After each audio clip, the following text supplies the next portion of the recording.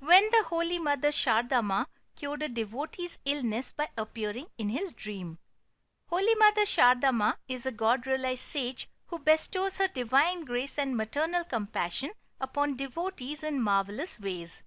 I am using the present tense to refer to Mother, for even though she has long ago given up her physical body, she is still present in the subtle realm and showers her divine blessings from there upon all those who seek shelter at her feet. This particular incident occurred when Mother was still in her physical sheath. Now, even though Mother was in the physical sheath, her devotee Girish Chandra Ghosh was nevertheless very far from her. For Girish, who was a well-known actor and dramatist of Bengal, had yet to meet her and Sri Ramakrishna and become their disciple. However, even though Girish Ghosh did not know the Holy Mother, her all-knowing divine grace was already silently protecting her future disciple. As Girish Ghosh himself recounted to Yogin Maharaj, another direct disciple of Sri Ramakrishna, Yogin Swami, I am myself a living example of the wonderful manifestation of the Holy Mother's blessing. Once I fell ill and my condition became serious. The doctors gave up all hopes of my recovery. I used to feel terribly restless owing to the severe pain and other symptoms of my ailment. One night I had a strange dream. I saw a woman standing in front of me and with motherly affection assuring me of my early recovery from the illness and at the same time offering me a liquid medicine to drink. Then the dream ceased and I fell into a deep sleep for a long time. Next morning, strange to say, I felt almost all right. My illness had subsided considerably and I was on my way to complete recovery.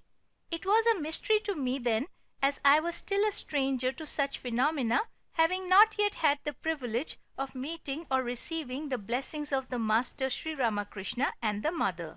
Later on, when I visited Jairam Bati and saw the Holy Mother, I was pleasantly surprised to find that the likeness of the Mother was exactly similar to that of the woman I had seen in my dream. I was wonderstruck when it became clear to me that the Mother's affectionate voice and countenance were the same as those of the dream figure that had ministered to me and comforted me during my illness. Now I distinctly see that it was the Mother herself who offered me the medicine in the dream and cured me. It is her grace which brought me into close contact with the Master Sri Ramakrishna and thereby enabled me to find shelter at his feet. Now this incident is not at all surprising because, as Mother Meera, another God-realized sage, has explained, illnesses typically have their root in the subtle body and they manifest in the physical body after first taking a hold in the subtle body. So the way yogis cure illnesses is by applying the force of their will, the force of their prana shakti, the force of their divine consciousness upon the diseased portion of the patient's subtle body and curing the illness there at its source. When the Holy Mother performed this kind of yogic cure for Girish Ghosh via her own subtle form, the process was comprehended by him in his dream state as the Mother giving him medicine. The dream state is a state where people often come in contact with their subtle bodies. So Girish Ghosh could see the Mother's subtle action there. Now the thing for us devotees to understand is that the same action can still be performed by the Holy Mother for all those who seek refuge at her feet. What is worth noting is that when it comes to God-realized sages, it matters very little whether they are present in their physical body or not, for they are capable of acting with far greater strength through their subtle bodies. But in order for us to become recipients of their divine grace, just like Girish Ghosh, the one thing we must develop is our patrata, that is our worthiness and our deservingness to receive this grace.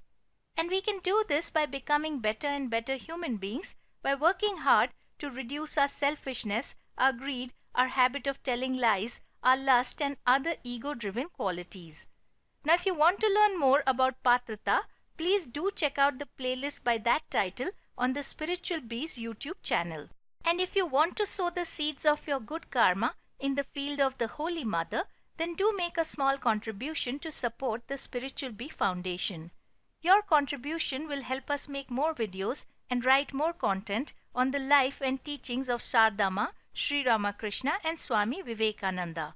And thus more and more people can be made aware of the divine presence of these God-realized sages, so that they too can seek shelter at their feet and safely cross the difficult ocean of life.